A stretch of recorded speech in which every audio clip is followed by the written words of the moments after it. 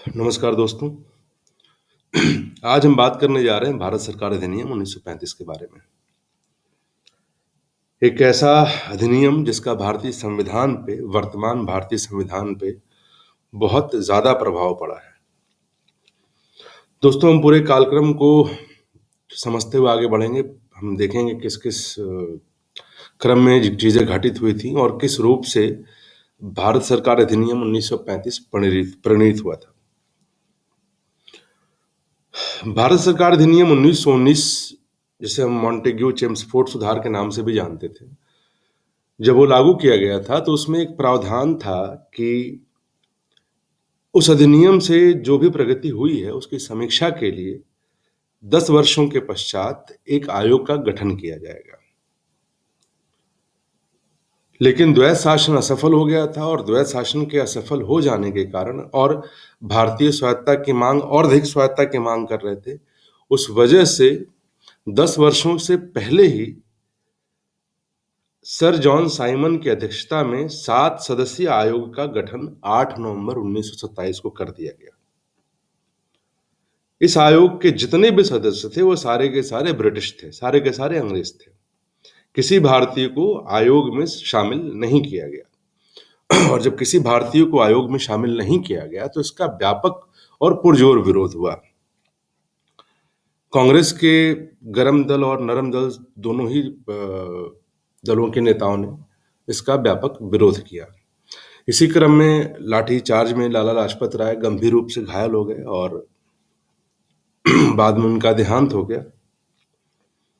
तो इस विरोध के कारण कांग्रेस ने मद्रास के अधिवेशन में 1927 में, जिसके जो अध्यक्ष थे वो एमएन अंसारी थे, इस आयोग के पूर्ण बहिष्कार का निर्णय लिया। 3 फरवरी 1928 को साइमन कमीशन मुंबई पहुंचा और 30 जून 1930 को इसने अपनी रिपोर्ट दी। अब जब कांग्रेस के नेताओं ने इस आयोग का विरोध किया तो उस समय जो भारत सचिव थे लॉर्ड बर्कनहेड, उन्होंने कांग्रेस नेताओं को एक चुनौती दी कि आप लोग अपना संवैधानिक मसौदा तैयार करिए और उसे प्रस्तुत करिए। कांग्रेस ने ये चुनौती स्वीकार कर ली और मोतीलाल नेहरू की अध्यक्षता में 10 लोगों की टीम बनाई गई। इस टीम ने अपनी एक रिपोर्ट सबमिट की 10 अगस्त 1928 को, जिसको हम नेहरू रिपोर्ट के नाम से जानते हैं। किस सन में प्रस्तुत की? 1928 में। क्रम याद रखिएगा। 10 अगस्त 1928 को नेहरू ने अपनी रिपोर्ट सबमिट की। नेहरू रिपोर्ट सबमिट की गई जिसमें 10 सदस्य थे और मोतीलाल नेहरू इसके अध्यक्ष थे।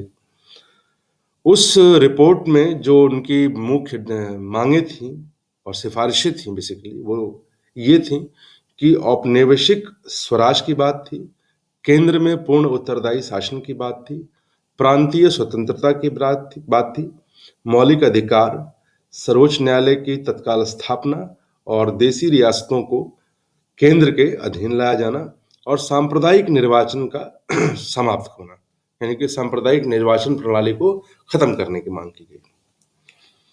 अब नेहरू की रिपोर्ट के बाद 6-7 महीने का टाइम बीता। जिन्ना ने अपनी 14 सूत्री मांग रख दी उसी रिपोर्ट के विरोध में।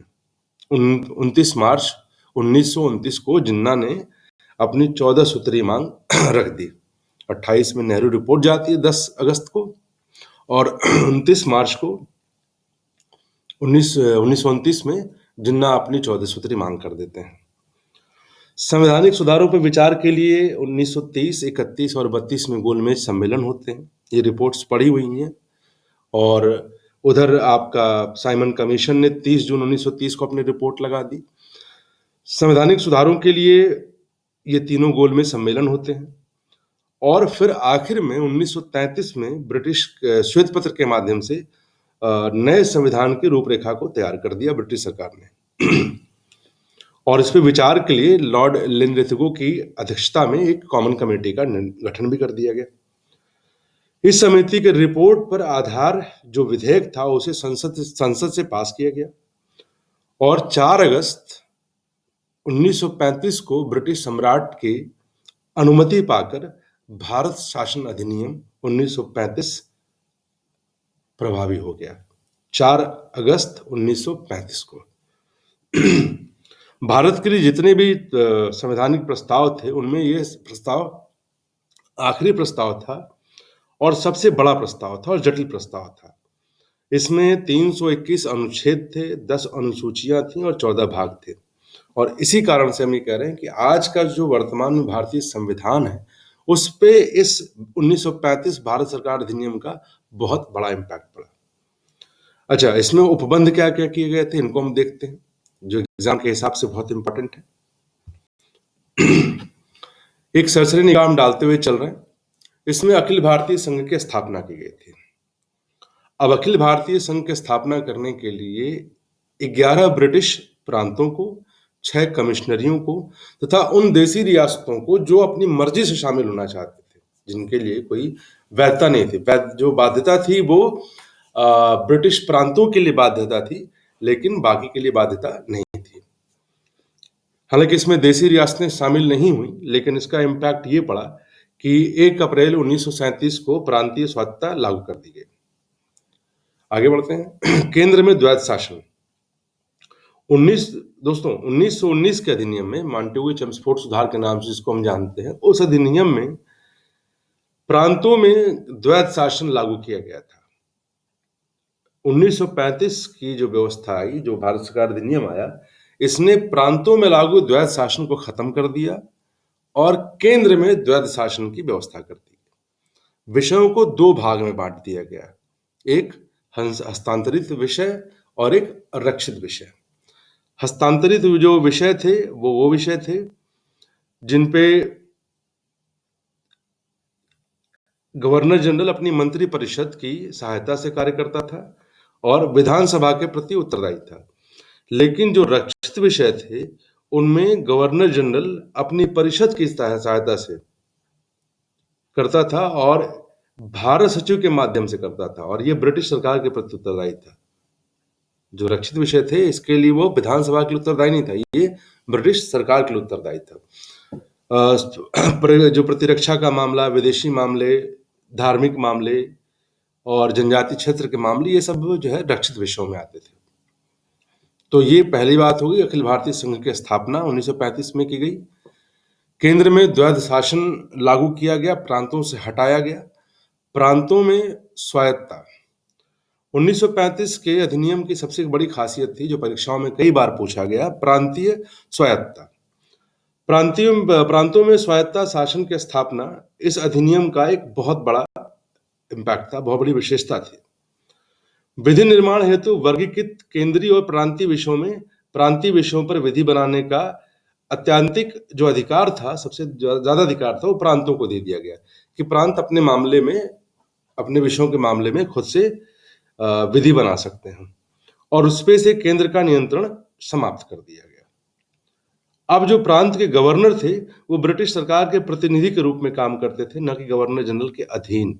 यानी कि उनकी रिपोर्टिंग अब किसके लिए हो गई थी? ब्रिटिश सरकार के प्रति हो गई थी। अब वो गवर्नर जनरल के नीचे नहीं थे। संघीय न्यायालय दिल्ली में स्थित था। इसमें एक मुख्य न्यायाधीश तथा 6 अन्य न्यायाधीशों की नियुक्ति की गई। इसके जो पहले न्यायाधीश थे उनका नाम था सर मॉरिस गोयर। 6 अन्य न्यायाधीशों में 2 न्यायाधीश भारतीय थे। इंपॉर्टेंट पॉइंट है। पहले थे जस्टिस M.R. जैकब और दूसरे थे जस्टिस M.S. सुल्तान। शक्तियों का विभाजन। अनुसूची 7 भारतीय संविधान वर्तमान, लेकिन हम बात कर रहे हैं भारत सरकार अधिनियम 1935 के कॉन्टेक्स्ट में। तो इस संदर्भ में शक्तियों का विभाजन कैसे किया गया? 1935 के अधिनियम द्वारा केंद्र व प्रांतों के मध्य शक्तियों का विभाजन 3 सूचियों में, जैसे संघ सूची जिसमें 59 विषय थे, 59 सब्जेक्ट थे, प्रांतीय सूची जिसमें 54 विषय थे, और संवर्ती सूची जिसमें 36 विषय थे। जो अवशिष्ट विषय थे उनको जो है, और कुछ आपातकाल जो विषय थे, उनका अधिकार वायसराय को दिया गया। तो शक्तियों का विभाजन जो इंट्रोड्यूस किया गया, जो आज हमारे कॉन्स्टिट्यूशन में भी दिखाई देता है, अनुसूची 7 शेड्यूल 7 में, वो किसमें किया गया था? भारत सरकार अधिनियम में किया गया था। इसके बाद 11 प्रांतों में विधानसभा का गठन किया गया। 6 प्रांतों में द्विसदनीय विधानमंडल की स्थापना की गई। उच्च सदन विधान परिषद एक स्थायी सदन था, निम्न सदन आज की तरह विधानसभा थी। ये प्रांतों की व्यवस्था की बात हो रही है। संघीय तथा प्रांतीय व्यवस्थापिका में सांप्रदायिक निर्वाचन पद्धति का विस्तार। यहां इन्होंने मांग की नेहरू रिपोर्ट में कि सांप्रदायिक जो निर्वाचन पद्धति है, प्रणाली है, इसको खत्म किया जाए। इन्होंने उस पद्धति का विस्तार किया। विस्तार किस तरह किया? विस्तार करने के लिए, सांप्रदायिक निर्वाचन पद्धति का विस्तार करने के लिए इसमें आंग्ल भारतीयों, ईसाइयों, यूरोपियों व हरिजनों को भी इसमें शामिल किया गया। अब आगे बढ़ते हैं। 1935 के अधिनियम की एक खास बात और भी थी जो परीक्षाओं में कई बार पूछा गया है कि भारत परिषद का अंत, भारत परिषद का अंत कर दिया गया। अब एक प्रश्न आपके लिए है, आप कमेंट के माध्यम से जरूर बताएं कि भारत परिषद की स्थापना, की स्टार्टिंग किस अधिनियम के थ्रू हुई थी और किस सन में हुई थी। 1935 के अधिनियम में भारत से वर्मा को अलग कर दिया गया और 2 नए प्रांत उड़ीसा व सिंध का निर्माण हुआ। तो हम ये कह सकते हैं कि एक संघीय न्यायालय की स्थापना, द्विसदनीय प्रणाली आदि की व्यवस्था की। ऐसे बहुत सारे दोष थे, जैसे आप ये कह सकते हैं कि जितने भी भारतीय मंत्री गवर्नर जनरल और गवर्नरों के विशेषाधिकारों के कारण अशक्त थे, इनके पास विशेषाधिकार थे, गवर्नर्स के पास और गवर्नर जनरल के पास। सांप्रदायिक निर्वाचन प्रणाली पहले की तरह विद्यमान थी और भी ज्यादा, और इसके अलावा इसमें कोई ऐसा प्रबंध नहीं था जिससे गवर्नर जनरल भारतीय मंत्रियों की सलाह को मानने के लिए बाध्य होते। इस प्रकार प्रांतीय स्वशासन की स्थापना केवल नाम मात्र के लिए थी और सीमित क्षेत्र में भी भारतीयों को स्वतंत्र अधिकार दिए नहीं गए थे। कांग्रेस, मुस्लिम लीग, भारतीय नरेश आदि सबने इस व्यवस्था का विरोध किया। इस अधिनियम के बारे में पंडित नेहरू ने कहा कि यह अनेक ब्रेकों वाली इंजन रहित गाड़ी है, और जिन्ना ने इसे क्या कहा था? पूर्णतः सड़ा और मूल रूप से बुरा। ये दोनों लोगों के कमेंट थे।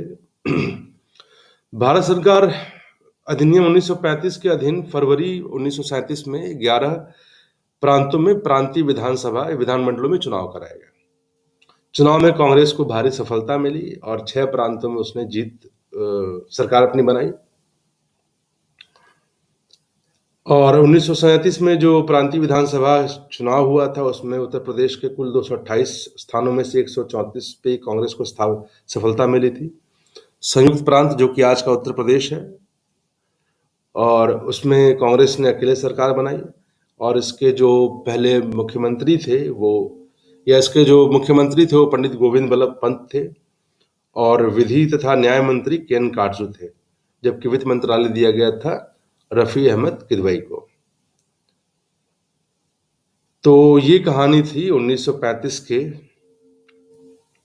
भारत सरकार अधिनियम के। अब कुछ प्रश्न हैं जिनको हम देख लेते हैं, जो परीक्षाओं के दृष्टि से बहुत इंपॉर्टेंट है। अखिल भारतीय महासंघ को स्थापित करने का प्रावधान शामिल किया गया था। जी हाँ, भारत सरकार अधिनियम 1935 में बताया हमने आपको कि 11 ब्रिटिश प्रांत, 6 कमिश्नरियां और देसी रियासतों को शामिल करने का इसमें प्रावधान था। भारत परिषद को खत्म किया गया। संघीय शासन की व्यवस्था दी भारत सरकार अधिनियम में।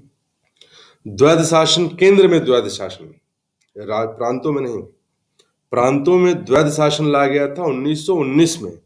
केंद्र में जो द्वैध शासन लाया गया था वो भारत सरकार अधिनियम 1935 के थ्रू लाया गया था। और राष्ट्रपति के अध्यादेश निर्गत करने की शक्ति प्रेरित है भारत सरकार अधिनियम 1935 से। एक प्रश्न भी आ सकता है कि भारतीय संविधान में अनुसूची 7 के अंतर्गत जो आने वाले विषयों का बंटवारा है, केंद्र राज्य शक्तियों का जो बंटवारा है, वो मूलतः कहाँ से प्रेरित है? तो वो भारत सरकार अधिनियम 1935 से प्रेरित है। तो दोस्तों, ये थी पूरी जानकारी भारत सरकार अधिनियम 1935 के बारे में। अब इसके बाद हम लोग अगले वीडियोज में वेबल प्रस्ताव और अगस्त प्रस्ताव पर बात करेंगे और कैबिनेट मिशन पर हम लोग बात करेंगे। अगर दोस्तों आपको ये वीडियो पसंद आई हो तो प्लीज़ इसे लाइक करिए और सब्सक्राइब करिए और अधिक से अधिक लोगों तक इसे पहुँचाएँ। धन्यवाद।